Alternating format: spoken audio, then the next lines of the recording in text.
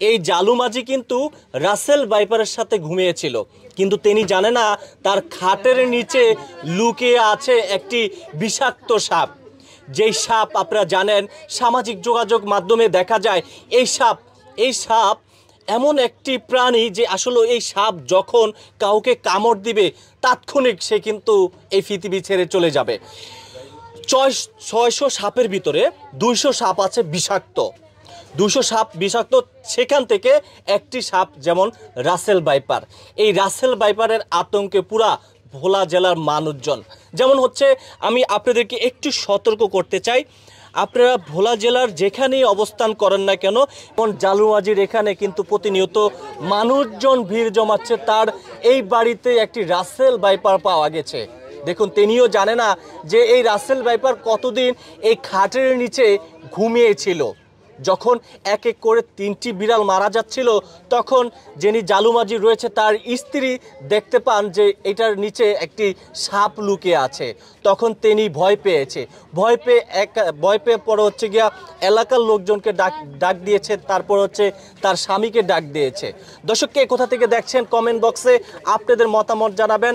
আমি এই মুহূর্তে রয়েছি দ্বীপ জেলার ভোলার দৌলত খান উপজেলার ভবানীপুর সাইন 1 নং ওয়ার্ড। রাসেল ভাইপারটি দেখতে কিরকম ছিল এখানকার স্থানীয় একজন লোক রয়েছেন, আমরা তার কাছ থেকে একটু দেখতে চাই আসলে এই রাসেল ভাইপারটি দেখতে কিরকম ছিল। দেখুন, আমি যদি আপনাদেরকে স্ক্রিনে কিন্তু আপনারা নিশ্চয়ই সেই ছবিটি দেখতে পাচ্ছেন। রাসেল ভাইপার, আসলে এটি রাসেল ভাইপার। সাধারণত এখন পুরা ভোলা বলেন এবং শরীয়তপুর, যেমন হচ্ছে ভোলার ইলিশও কিন্তু রাসেল ভাইপার পাওয়া গিয়েছেন, এবং হচ্ছে বাংলা বাজারেও কিন্তু পাওয়া গেছেন। এই ভোলা জেলার আতঙ্ক রয়েছেন এই রাসেল ভাইপার। দর্শক যারা যেখান থেকে আপনারা এই ভিডিওটি দেখছেন, আপনাদের কাছে একটি রিকোয়েস্ট করব, যারা যেখানেই থাকুন না কেন প্রতিনিয়ত আপনার খাটের নিচে চেক দেন, এবং আপনাদের আশেপাশে যদি ময়লা আবর্জনা থেকে থাকে অবশ্যই পরিষ্কার রাখার চেষ্টা করুন। এই রাসেল ভাইপার কিন্তু খুবই বিষাক্ত, খুবই মারাত্মক। যখন এই রাসেল ভাইপার মানে ফুস করে যখন কেউকে কামড় দিবে, মানে সে এতটা আক্রমণ করে, মানে বিদ্যুতের গতিতে সে যখন আপনি দেখবেন তার শরীরটা কিন্তু অনেক ভারী, সে এক জায়গায় বসে থাকে, কিন্তু ঠাপ করে যদি কেউকে দেখে ফুস করে এভাবে কিন্তু কামড়টা দেয়। তো সুতরাং সবাই সাবধানে থাকবেন, এই রাসেল ভাইপারের আতঙ্ক থেকে সবাই সাবধান। তো এই যে জালুমাঝি কিন্তু ওনার বাড়িতে কিন্তু মানুষজন আসছে। তো আমি আবারও আপনার কাছে একটু জানতে চাচ্ছিলাম, আপনি আসলে কি বিরক্ত ফিল হচ্ছেন? বিরক্ত হচ্ছেন না? হাফ মাইরে হরাইছি না, সাপ মাইরে হরাইছেন। এটা সাপটা কি আপনি কি জায়গায় ছিলেন মানে উস্কাইছিলেন? পোলা হয়নি মাছ, এটি দ্বারা আমরা ছিলাম না, দাঁড়া ছিলেন না, সব পোলা হয়নি। আপনি কি ভয় পেয়েছেন?